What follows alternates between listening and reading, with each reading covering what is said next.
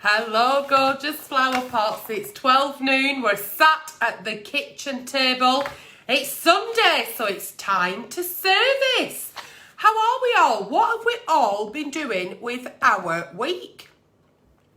We've had a little bit of a crazy one here in Haslingden, up here at that Cedar Avenue. The week has been okay. We've been so blessed and so grateful for such beautiful weather. However, on Thursday, me and Olivia were sat in the garden and I could hear what sounded like something coming through a megaphone shouting, Miss Brolini, Miss Brolini. And I thought, oh my God, my gorgeous fiance has a megaphone. And I thought, I wonder, because I've not seen him for 6 weeks, I thought, I wonder if he's doing a drive-by and shouting me with his megaphone. I've come in the house and because I am registered disabled, quite a few people think that this shouldn't be a thing because I'm not actually sat in a wheelchair, but not all disabilities are visible. I'm registered disabled, I had a stroke at 37, I've got right-sided weakness, I'm still under the Falls team, I still see the stroke team, still see a speech therapist, etc, etc. Anyway, so in my home I have a care line package because I live alone. So when I'm feeling really unsteady on my feet, I wear my pendant, God forbid I fall over, they will come through on the tannoy, ask if I need assistance, etc, etc. Okay, so I have a care line package in. The care line package was saying, hello Miss Brolini, Miss Brolini, and I'm like, yeah, hello, who's that? They were like, we are sending the emergency services. What's happened is your alarm is going off. And I'm thinking, what fucking alarm? I can't hear anything. They said you've got a gas leak and it's detected a carbon monoxide leak. Get out of your house, stay out of your house, open all your doors and all your windows. Do not go back in the house. I absolutely fucking shit myself. Try to remain as calm as possible because obviously my lovely daughter is here. And you do, don't you? You're like dying on the inside, like, but you're going, it's going to be absolutely fine, don't worry. The emergency services turned up, checked all the gas appliances, they had 2 gas leaks and a carbon monoxide leak, the deadly silent killer. They capped off all the appliances, capped off the gas, condemned it all, and that was done. The day after, I got in touch with a gas engineer, the lovely Riaz Mohammed, who lives in the Rosendale Valley, came over, sorted it all out, and we're back up and running. So we're cooking once again with gas. We have hot water. Everything's fine. I just thank Christ that that alarm went off to the control centre because it could have been a very fucking different story. And yeah, I'm still under the Falls team because I fall down all the time. I actually had an assessment last October and I sat in my front room crying and I was saying, please, please, please sign me off now. Please, I don't think I should be registered disabled. Please, please, please, I don't want this package. Please, I'm so much better. To which they said, if you can go 12 months without falling, we can reassess it. That was the October. I fell down the stairs in the December, fell down the stairs in the January, and ended up in hospital in February. So, there you go. So my track record of falling is speaks for itself, really. So anyway, so yes, thank God that we're all fine, all safe. It could have been a very different story, but it's not. Anyway, that's what's happened this week. So hello, flower pots, welcome to Sunday service. I've printed off quite a few. So, let me know where you're watching me from. You know that I love to read the comments. So, give me a like, give me a love, and give me a share. Tell your friends to watch me. I did see there that somebody said a 92-year-old is watching today for the first time. Is that how bad your lockdown is? Haven't we been absolutely blessed with the weather this week? But quite a few people are still saying they're bored at home. Let's see how bored you are when it starts raining here in Rosendale on Tuesday for a full week. I think up to now we're doing okay, we're still staying safe, we're staying home, we're trying to save lives, so we have to do what we're told. Under the circumstances I find it quite difficult, but we're trying. Okie dokie, the very first Dear Auntie Nelly of Sunday service. If you want a Sunday service or a nighttime Nelly, please write into the page. They're retrieved, they come out, they're anonymous. I don't know what I'm going to read until I read it. So it's all off the cuff problems and off the cuff advice from your Auntie Nelly. Stacey Clark says she's watching from lovely Dublin. And Jan McPeak says, always love. Big love to you, Jan McPeak, up in that there Scotland. I've never been to Scotland, but I will one day. Dear Auntie Nelly, I am a man in my 50s and I'm not feeling good about my marriage. I love my wife, but we've got into a pattern where I do everything for her and our 17-year-old daughter. I'm exhausted and I'm starting to resent her. Prior to lockdown, I also did everything anyway, so nothing's changed. I cook, I clean, I do all the housework, I pay all the bills, and I work full time. Now I'm at home and feeling pretty stressed because I'm still working remotely. It's become a real issue. The stuff she used to do, which was very little, she's not doing at all. All she does is spend most of her time on social media, which is what she probably did before. I just didn't see it because I was at work. She has once baked a cake. I'm still the one doing all the heavy lifting. If I don't clear up after dinner, the plates will stay there till morning. I don't think she realises that this is not a holiday. I'm worried about job security. I've got a lot on my mind and she's not helping. She just says all I do is moan. Do you have any advice? I'm losing respect for her and definitely don't feel like being intimate with her. What the fuck does she do? What does she actually fucking do? You're at work all day, you're coming home, you're making the meals, you're doing all the housework, you're doing the washing, the cleaning, the cooking, the ironing, plus you're paying the bills. What the fuck's she doing sat on fucking Facebook all day? I mean, I only put out a couple of videos a week and I go live on a Wednesday night and a Sunday, so what else is she doing? Isn't it funny now when we're all at home with our partners? I'm not, but if we're all at home with our partners, you actually get to see what they actually do. And some people do fucking very little. But I'll tell you something now. Things only happen to us that we allow. So if you allow her to eat off your table and fuck off after, and you're clearing it up, you're washing up, you're putting stuff away, you're paying the bills, you're making the bed, you're doing the ironing, what has she got a problem with? She hasn't. You need to stop being a fucking martyr.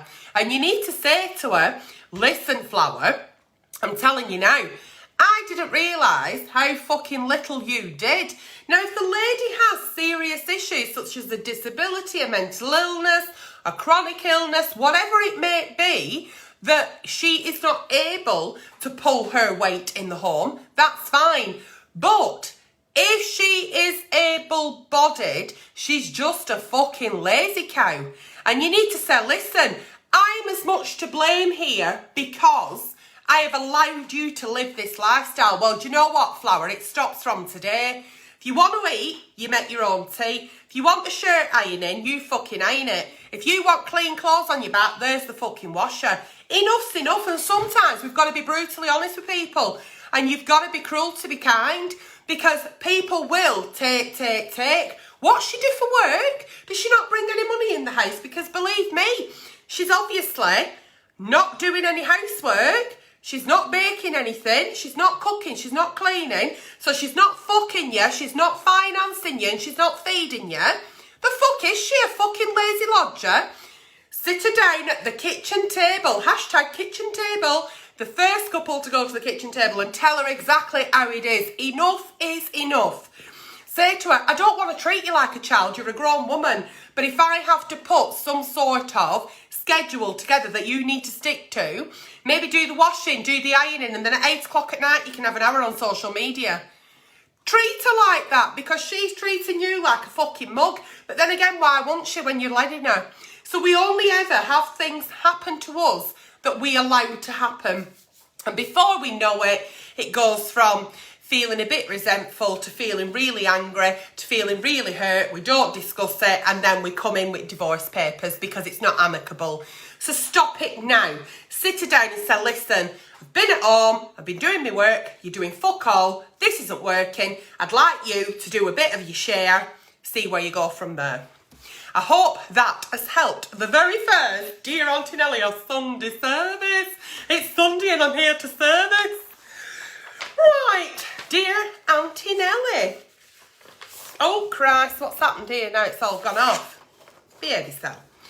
I am separated from my wife.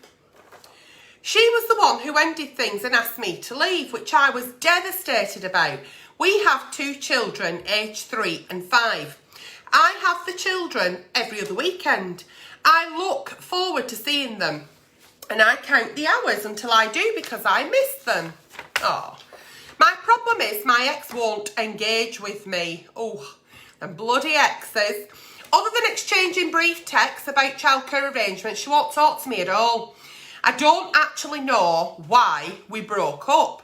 She just said, I want you to leave, so I did. She seems really angry, although I haven't done anything. I still don't know why. The truth is, I think she's having a midlife crisis and doesn't know what she wants. I also think she could be depressed, but she won't consider getting help. When the kids come to stay, they tell me all kinds of stuff about the mum, and their routine seems chaotic. Please help. I love the fact that you've said, I think she's having a midlife crisis. I think she's depressed. When partners leave us or a relationship ends, if we don't get closure and we have no reason as to why, all we can ever do is think. So I think she's depressed. I think it's this. I think it's that. You don't need to think anything. You need to stop fucking thinking. You need to say to her, listen, Flower, I'm coming picking kids up on Friday. They'll be coming home Sunday. Whatever it is that your routine is, you asked me to leave and I've now left. There's no need for you to be angry or rude to me. We're no longer together. If you don't want a conversation with me, I'm more than fucking happy not to speak to you. I will happily just speak to you about the children.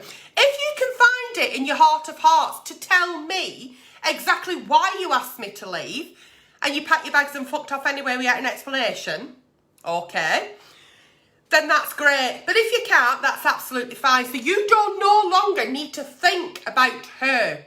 You think about your children. Now, kids will come home and say fucking all sorts. They really do. Kids make all sorts up. They're 3 and 5. So you can't take into the equation what a 3-year-old and a 5-year-old are saying. You can't. You've got your child connection there, so she's obviously being good with saying, yeah, you can come on Friday, come on Saturday, whatever, have the kids, so that's good. You don't need to start going to the courts. Pay her the maintenance she wants, file for divorce. For all you know, she could have done it, you've left, and then she's thought, fuck, shit. You file for divorce and she might think, oh, hang on a minute, I didn't really want that. Because sometimes we do things off the cuff, in the haste of the moment, in an argument, and then we wonder. Diane Potts right here into the page. Any Sunday service, any night time in Ellie, any review requests into the page. Sending you a swear box, says Joan. Fucking hellfire. I'd be a gazillionaire. I'd be richer than Amazon's owner one day. Whoever owns Amazon. Barocca. But unless you thought I were drinking a glass of piss. I mean, there's a lot of things I'm trying in lockdown. That's not one of them. So yeah, so that's what I would do, is stop thinking about her and think about your children, how you're going to spend time with your children. If you don't get that closure, which I don't think you're going to, send the divorce papers, you get the closure for you. Do that for your own mental health. The only time you need to step in with her, as you say, everything sounds a bit chaotic, is if you think your children are not being well fed, well cared for, or looked after. Okay? All right, moving on. Dear Auntie Nellie, says Anonymous Flower Pot. My husband and I, Now you know why I'm still under a fucking speech therapist. My husband and I have been with each other for 5 years and we have children. We are currently living with his parents. We have been doing for 18 months. This is after selling our house so quickly. It took us all our time though to find a new home. Now with the COVID-19 situation, that's put our house search on hold. I'm imagining we might be in this situation for months now. It's so stressful and keeps making me cry. I do try and have alone time with my husband at his parents' place, but it's quite hard work, especially at the moment when there's no nursery for the kids to go to and we can't actually go out. Just to make the situation more stressful, I found messages on our computer to my husband from another woman. They weren't sexual messages, but definitely flirtatious. And it was clear they have an emotional attachment to each other. I confronted him and he said I was making it up, that this COVID-19 was making me believe things that weren't there. If we'd been in our own house, I am sure to God he wouldn't have said that. But I feel totally trapped at his parents' place and don't feel like I had the space to sort this out while we're under their roof. Do you have any advice? Oh, there seems to be a fucking lot within that, dear Auntie Nelly. So, they tried to sell their house. They sold their house overnight. They probably weren't expecting it. They were looking for a new house, but now they can't look for a new house because COVID-19's here. They've had to move in with his mum and dad, and she's found out that he's fucking being flirty on the internet. Has he only been flirtatious with this woman? Has he sent any nudes? Has it been sexual messages? Is it sexting? That's what we need to look at. Because he might really like this girl that he used to work with. And because we are stuck within 4 walls and we haven't got much else going on, you may be actually ruminating about something that isn't there. And sometimes we imagine things and we make them into Hollywood blockbusters and it never was that in the first place. So that's the first question I want you to think about, okay? Secondly, if he is speaking to somebody and he's denied it, that, number 1, is a problem. That's your first red flag. Number 2, if he's telling you it's all because this is going on, there's nothing going on, then why is he not saying, let's call her Samantha? Hey, I got an email from Samantha this afternoon. She's up to this, she's up to that. Why has it been secretive? So the minute that we get a text message, an email, a phone call from somebody, and we cannot share that with our partner, to me, that's cheating. If you're having to delete messages, phone calls, emails, whatever you've got, you're having to delete them or hide them, that's cheating. It's a lack of trust. He's broke the trust. Now, you're in his parents' home and it's all going on. I would actually be honest and say, listen, mother-in-law, father-in-law, can you take the children in the lounge? I have got something to speak about with my husband and it's really important. Yeah, no problem. We're going to lounge and eat some biscuits and watch Peppa Pig or whatever. And just said to him, listen, we're under your mother and father's roof. We're about to buy another house. I am not under any circumstances buying a family home with somebody I don't trust. So you tell me exactly what these emails have been about because they've not made me feel good. And you haven't made me feel good by saying I'm imagining it. I know what I read, I know what I saw. It's time for you to now be honest with me. And if you can't be honest with me, when lockdown is over, we'll be splitting the money we've got for the house and you can fuck off your way and I'll fuck off mine. And you can see your kids every other weekend, on a Wednesday, on a Thursday, whatever. It is as simple as that. We get these gut feelings and we know something's not just quite tickety-boo. Sometimes it can be as simple as, oh, I didn't want to tell you because I used to go out there and I didn't want you to think there were anything dodgy, but it really is. How you doing? Yeah, I'm all right. How's kids? Yeah, they're fine. But why is he dismissing the fact that it's not so friendly? Okay? So please, please, please have that conversation with him. The sooner, the better. Somebody's just asked me about the hat in the kitchen. That was my dad's hat. And so I just leave it there. My dad used to wear it. I've got lovely photos of him in it on his holidays. And when we were clearing out his home, when he passed away, I took the hat, and it's been pride of place there for quite a time. When I move house, I'm actually going to get it bronzed and in a really nice frame with a little picture and a name of my dad underneath. So I hope that answered your question. Moving on, shall we? Shall we move on? Yes, we fucking should. Who's having a Sunday roast today? Having chicken, beef, lamb. What else could you have for your Sunday roast? Chicken, beef, lamb. What other roast is that? Nut roast. You could be having a nut roast. Who's having a Sunday roast? It's not as warm today as it has been Friday, Saturday. Dear Auntie Nelly, my husband's widowed mum treats him as if he's her husband. I can't take it any longer. She is 64 and moved into our house a year ago. She moved into the annex at the bottom of the garden. I'm 34 and my husband is 36. She's always making him his favourite treats, including biscuits and cakes. And he bloody loves it. He laps it up. When he finishes work, he goes straight into the annex and sits down and has a cup of tea and a slice of cake with his mum. She's also always making him his favourite meals. She does have her own room there, and kitchen, and ensuite, and bedroom, but he's always knocking on our door when we're trying to chill. She moans about us all the time and says, "Why don't you ever come and sit with me?" I've told my husband, but he just questions me and says I'm ridiculous.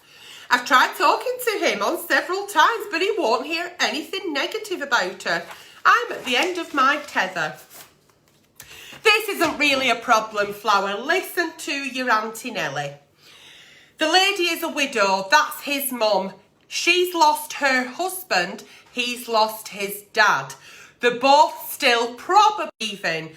There's no right way to grieve, and there's no right time to grieve. They could grieve for the rest of their life, or they might feel a little bit better in a few months. She's probably only got her one son, and her connection with her past husband is him, and his connection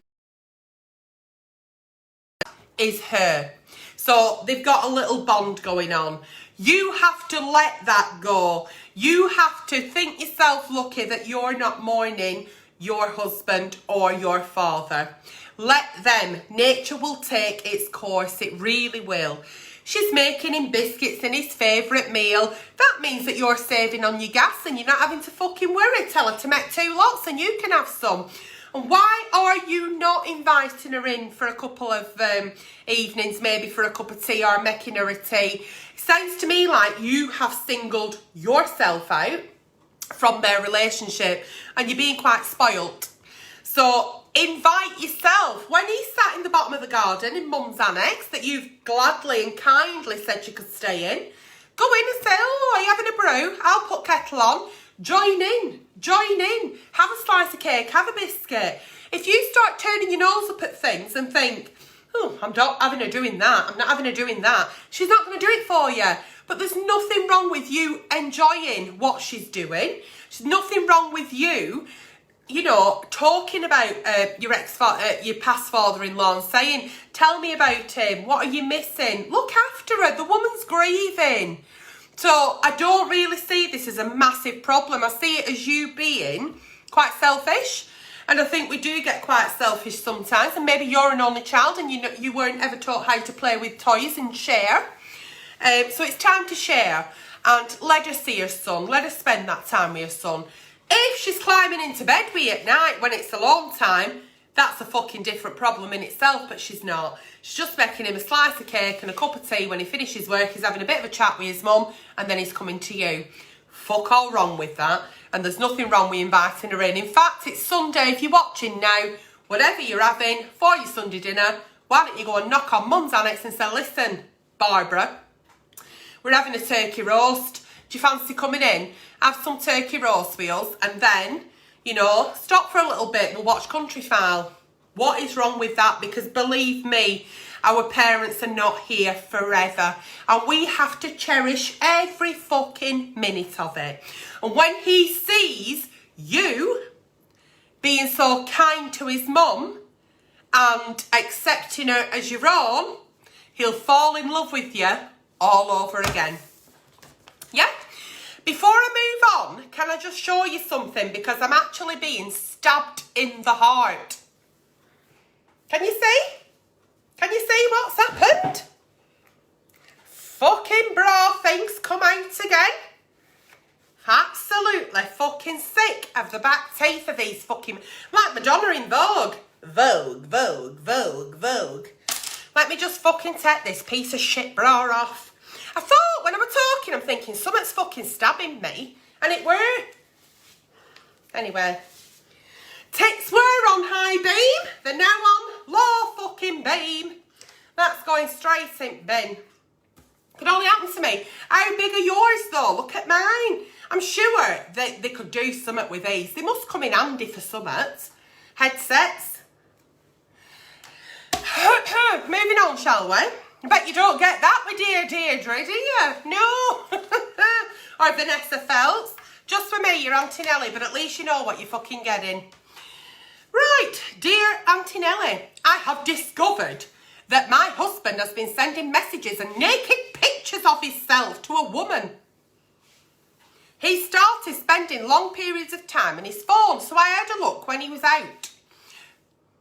This woman got a new job in a different town a while ago, and they have been messaging lots. I confronted him and he denied it, but I took photos and screenshot the messages, so I have the proof.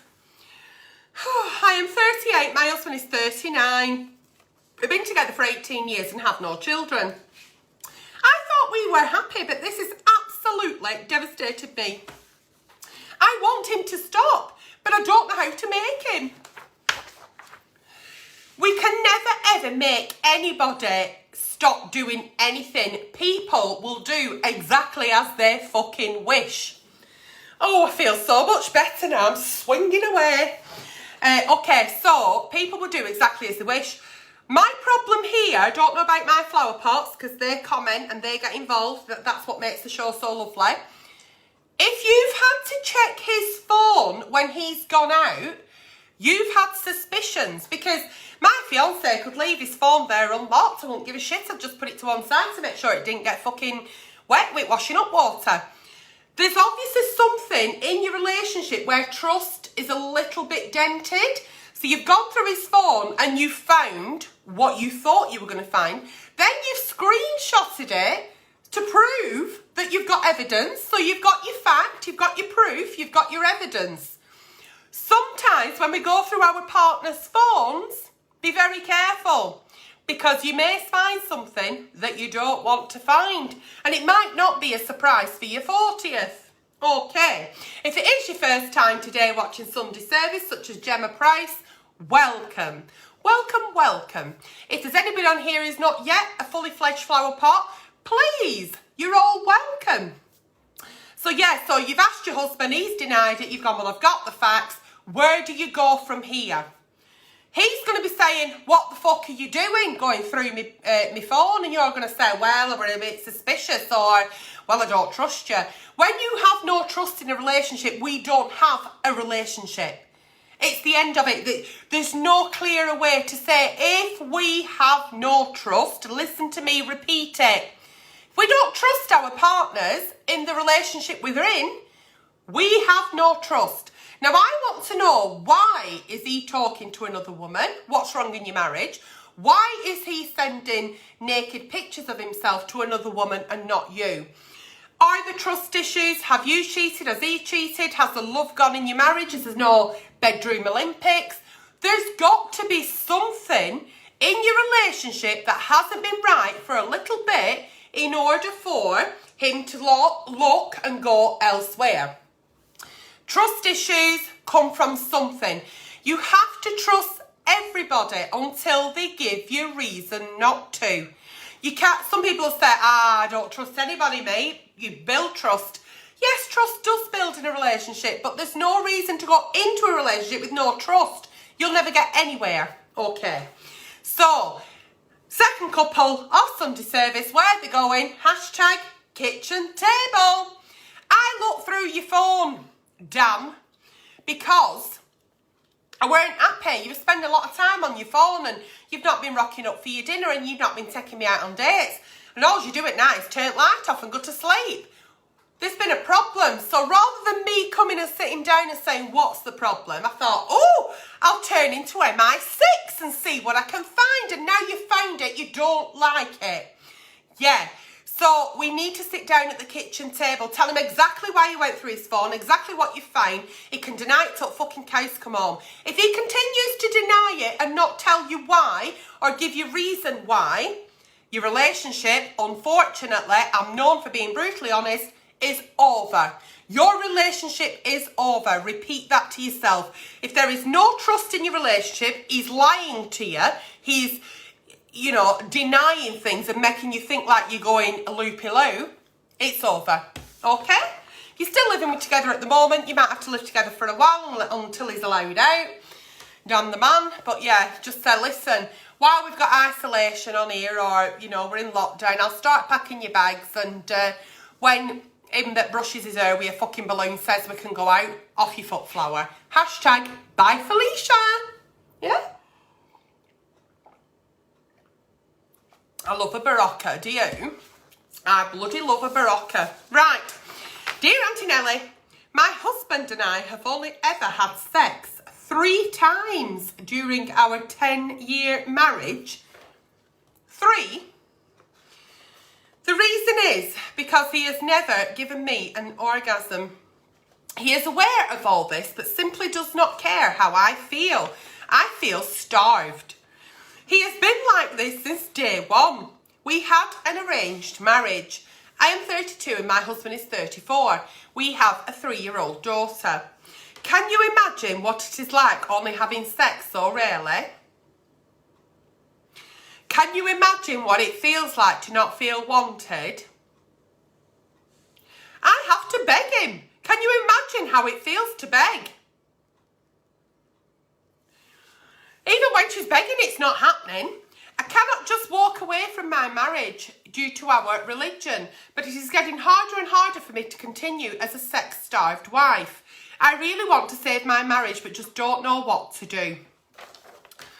So you've been married for 10 years, you've had sex 3 times, and he must have nutted in you once in order for you to get your child. But you're not enjoying sex, you're having no orgasm. Have you ever thought that maybe the fact that he can't actually satisfy you sexually puts him off? The fact that you've gone, yeah, we'll have sex, but I won't enjoy it because I can't have an orgasm. It's a big ego dent, that, to people. It's a big knock. Sex therapy comes to mind here, and there's nothing wrong with couples seeing a sex therapist. You mention religion, you mention it's a different culture, but that shouldn't matter. Regardless of whether he's actually giving you an orgasm or not, it's all about intimacy, being sensuous with your partner, having that something between you and him that nobody else has got. So when he's kissing you and hugging you, he needs to be kissing and hugging you differently to what he does his mum, all right? So even if we're not actually having penetrative sex every night and getting the glorious fireworks of orgasms, we could still maybe lie in bed together naked and get to know each other's bodies and what we like and what we don't like.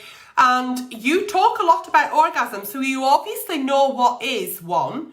So tell him, say to him, I like it like this. And he may go, penny drop. Now, for somebody who's only had sexual intercourse with a husband 3 times in 10 years, I think that really is a massive issue. If he has a very low sex drive, it would have still happened more than 3 times. If he's got anxiety and depression, it would have happened more than 3 times. Now, when men can't perform or ladies can't perform or we feel a lot of pressure, there is nothing wrong with still giving pleasure to the other person.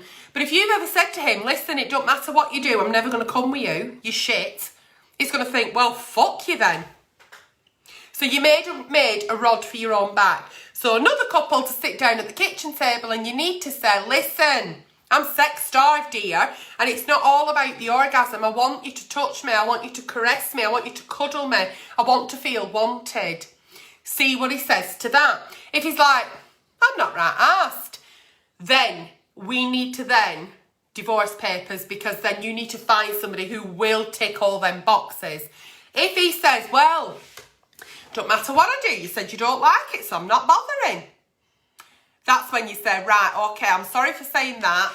I didn't really mean it like that. And I know it's an uncomfortable conversation, but let's try maybe having a night where we just lay together naked and get to know each other's bodies again and take it from there. Or if not, say, how would you feel about seeing a sex therapist?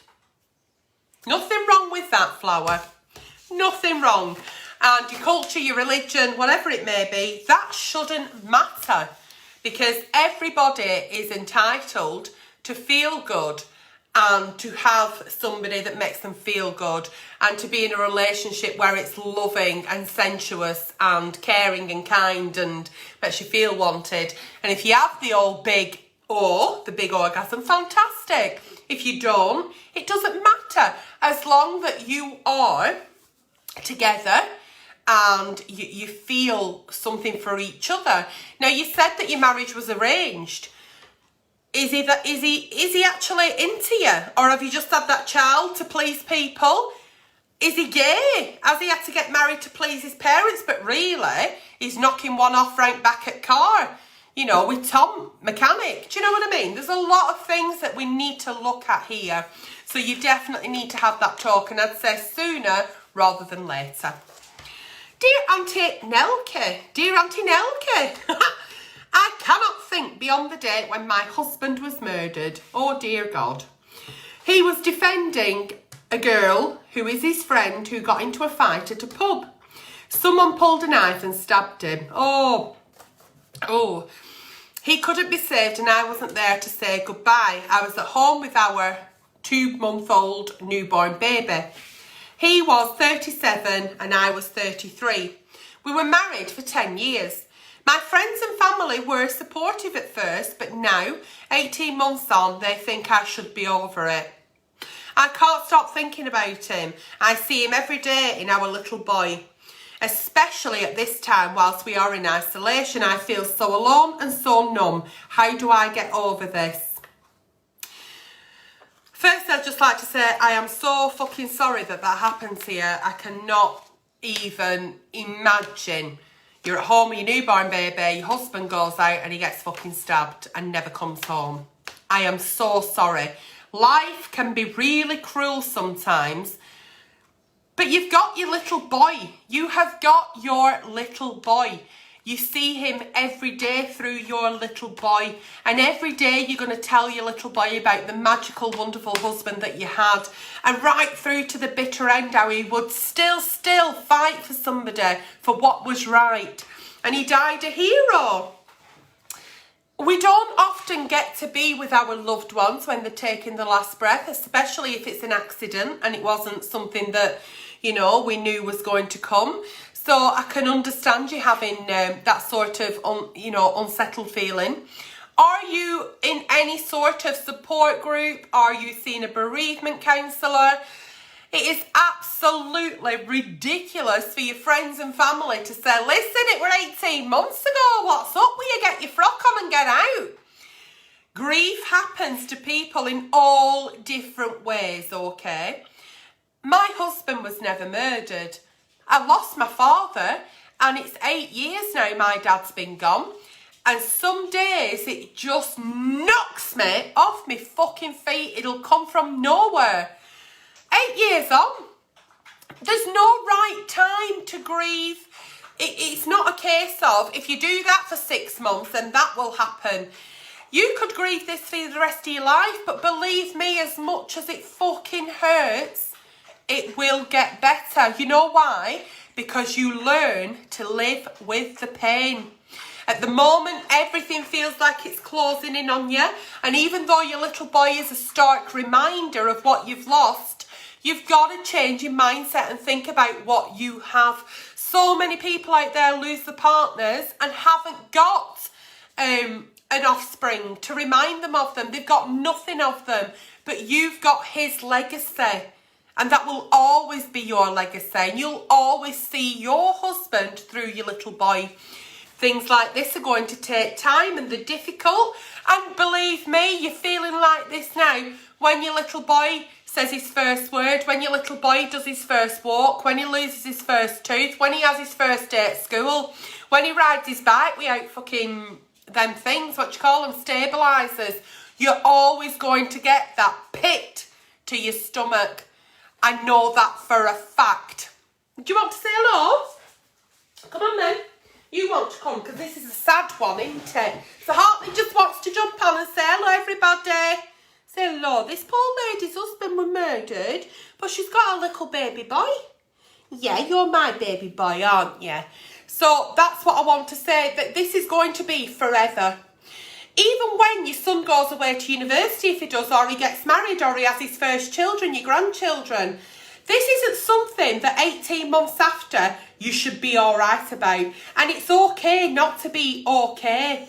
So I want you to find somebody in your area, maybe some support groups online, people who've been through the same as you, because your partner being murdered is a little bit different to your partner dying from cancer.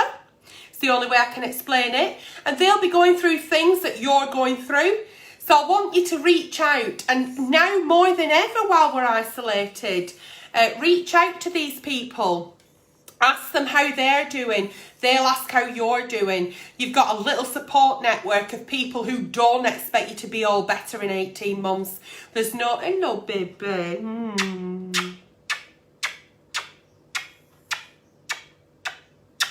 He always gets 10 kisses from his mummy. Don't you, mama? Don't you? Yeah. Have to go down now, good. Hartley sometimes just nips on Sunday service and sometimes on night time with Nelly, because he just likes to have a part. So yeah, so please reach out to people, see your doctor, ask for bereavement counselling, but do not sit there and feel like a failure because you're not better after 18 months. You're probably still in fucking shock.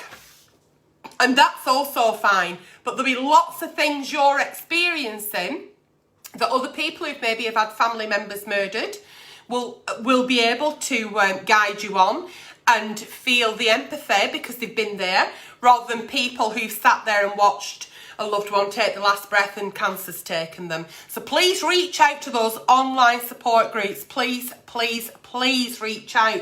Tell them you're struggling, but please don't see your little boy as a reminder. See your little boy as a legacy. And as he is growing, you know, he'll remind you of your husband and tell him about it. Okay, moving on. And I am once again, honest to God, I can't imagine, so I am so sorry for your loss.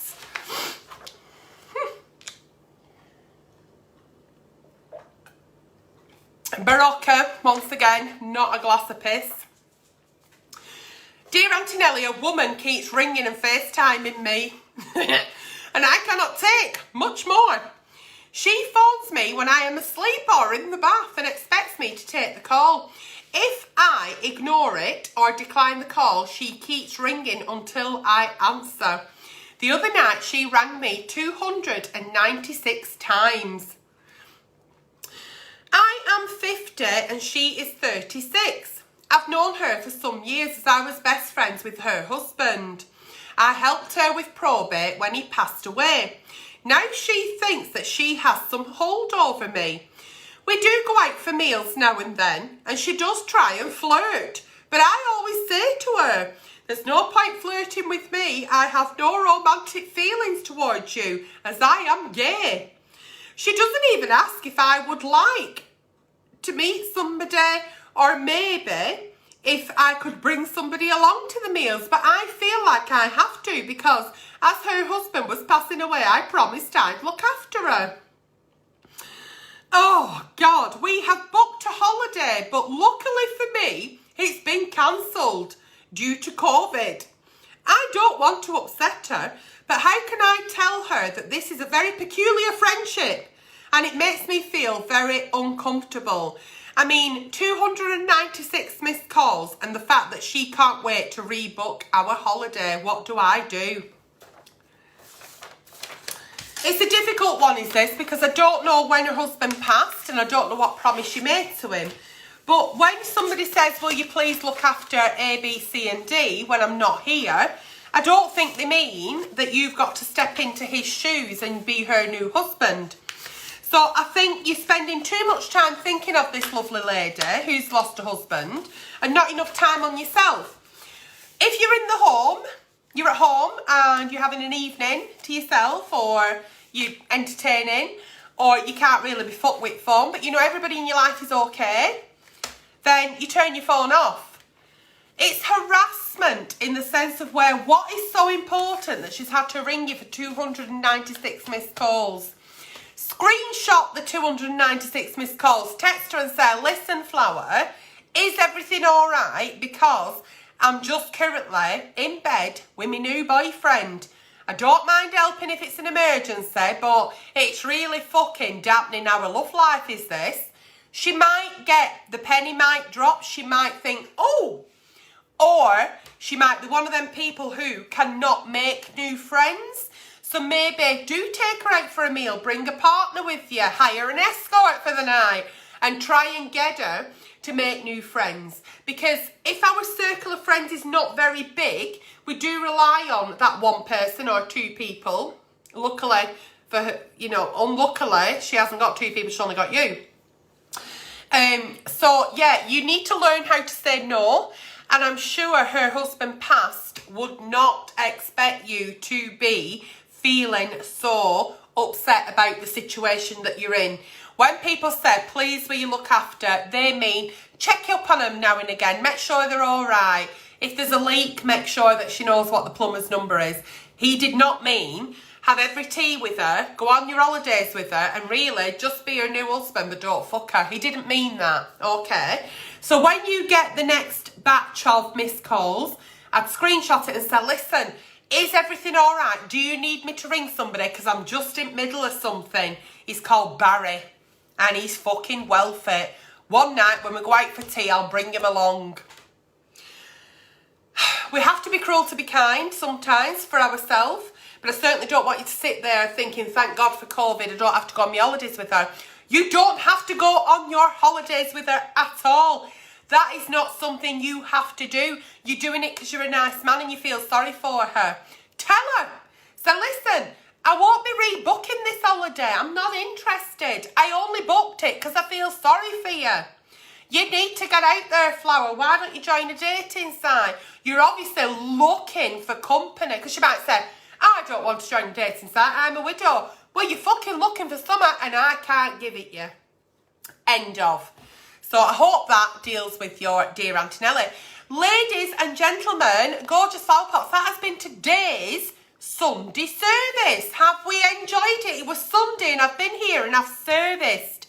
Please let me know what you're having for your tea, because we've not got a fucking clue. So it'll be a bit of inspiration. Give me a like, give me a love, give me a share. Let me know where you've been watching me from. And on that note, I'm going to now go out, open back door, because I threw Olivia out into the garden and said, don't come in, because I'll see you walking past. Because she didn't want to be seen. That's why I asked her to come on Sunday service and she said no. So yeah, once again, stay home, stay safe, and save a life. If you can't stay home, please, please, please be very, very careful, okay? Just follow government guidelines. And before we know it, all this will be a distant memory. Whatever happens this week, I hope to see you Wednesday night for Nighttime with Nelly. And I might bang out a few reviews this week. I'm that gutsy.